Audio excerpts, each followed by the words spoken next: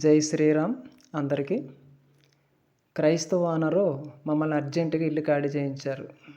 ఎందుకంటే వాళ్ళు అన్నారు, నువ్వు ఒక పాస్టర్ అయి ఉండి తిరిగి సనాతన ధర్మం వైపుకి వెళ్ళి మా ఇంట్లో రెంట్కి ఉంటూ హిందువుల పక్షాన ధర్మ ప్రచారం చేస్తూ క్రైస్తవులమైన మా పైన చెడుగా ప్రచారం చేస్తున్నావు.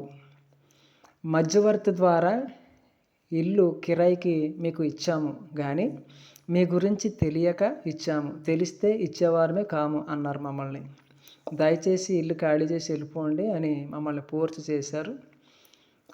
మీకు ఇంతవరకు ఇల్లు రెంట్కి ఇచ్చిన సంగతి క్రైస్తవులకే కానీ పాస్టర్లకే కానీ తెలిస్తే వెంటనే వచ్చి మాతో, మీరు ఎందుకు క్రైస్తవులై ఉండి ఒక హిందూ ధర్మ ప్రచారం చేసే వాళ్ళకి ఎందుకు రెంట్కి ఇల్లు ఇచ్చారని మాతో గొడవలు పడతారు. అంతేకాకుండా మమ్మల్ని వెలివేస్తారు అని వాళ్ళు మాతో గొడవపడి రచ్చరచ్చ చేశారు వాళ్ళు.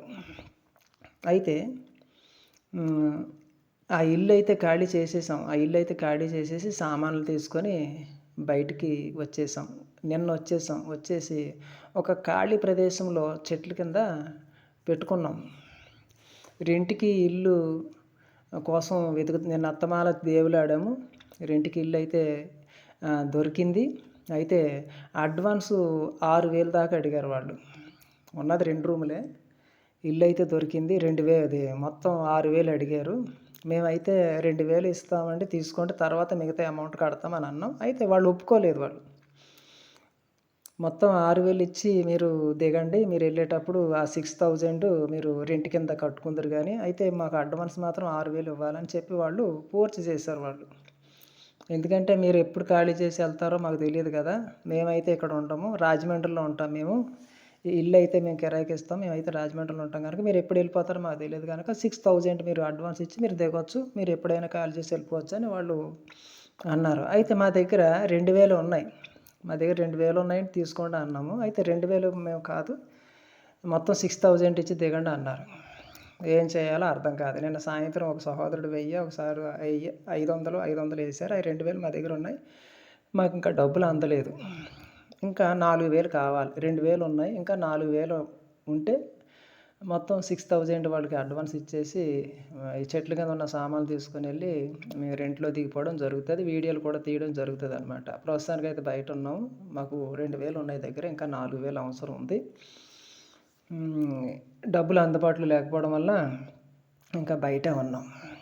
రూమ్ అయితే దొరికింది కానీ అడ్వాన్స్ కట్టలేకపోయాము. ఇది ఫ్రెండ్స్, అంచేత వీడియోలు చేయలేకపోతున్నాం, బయట ఉన్నాము.